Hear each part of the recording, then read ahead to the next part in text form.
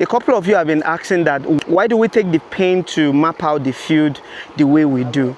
And the reason why we take the pain to map out the field the way we do is because we are all about precision. Agriculture is beyond what you guys know it for. Agriculture is beyond how our great-grandfathers did it. Agriculture is science. Agriculture is precision. So when you map out your field with precision, it brings about a whole lot of benefit. And one of the benefits is the most important, which is plant population.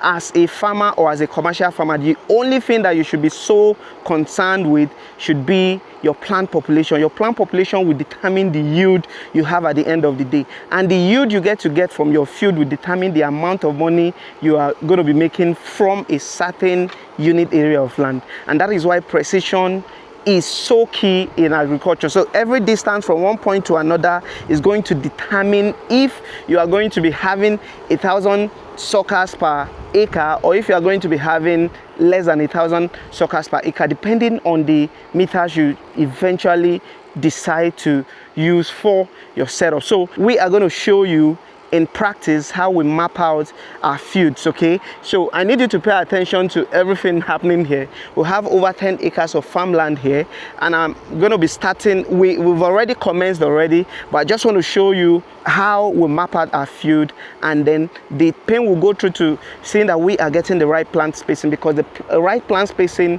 will determine the yield we are going to be getting. And we are so concerned with the yield because as a commercial farmer, if you ain't concerned about your yield, then why are you doing commercial farming? So come along, let me show you quickly what we are doing.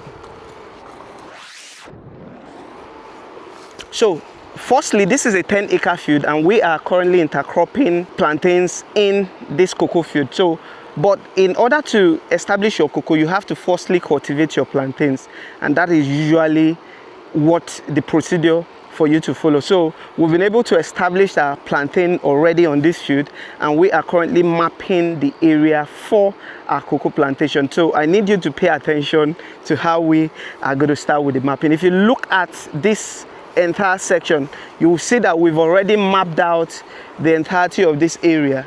If you look ahead down to the road, you also see that we've mapped out this section. So I just want to show you how we go about with the mapping. And for this very project, we are using 3 meter by 3 meter plant spacing, and that is what you need to know for now. So come along, let me quickly show you how the mapping out is going to be done. So we're using 10 guys for this operation, and the target is to complete the mapping out of 10 acres this very day. So we have one of our team members who is responsible for carrying the pegs. All right, so we have another set of team members that are responsible for putting the pegs on the marked point. Okay, so that is what we are going to be doing today. Then tomorrow we'll commence with digging of the already mapped out points. Abokina, oya holam. So we Abba. You dey sleep? The field mapping process begins by we establishing a baseline to serve as a reference for the entire farm layout using the recommended spacing, and the spacing we are using for this particular project is 3 meter spacing. So measurements are then taken and planting points are identified across the entirety of the field. At each point that has been marked, pegs are inserted into each of those marked up points to clearly indicate where the twines will be tied to. So after pegging, twine is then tied between the pegs to create straight planting lines and ensure uniform row alignment throughout the field.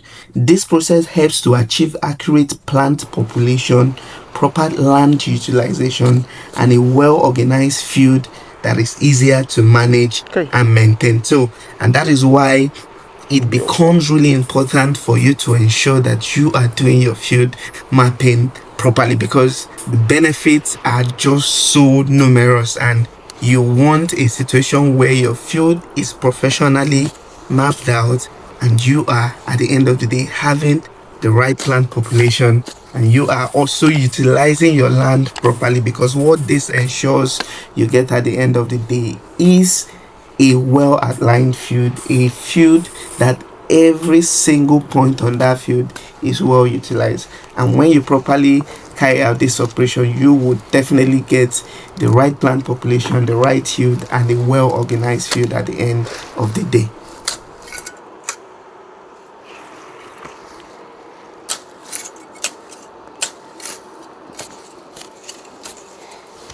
So we're done with this section.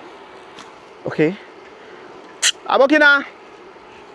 So we're moving down. We're moving down. I believe you are learning a few things here.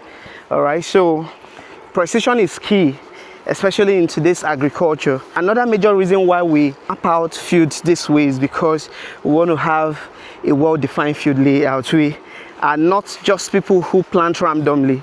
So when you have a well-defined field layout, it's going to help you with the management. We can split this farm into blocks. For each of these blocks, you can have your workers come in there to manage each of these blocks.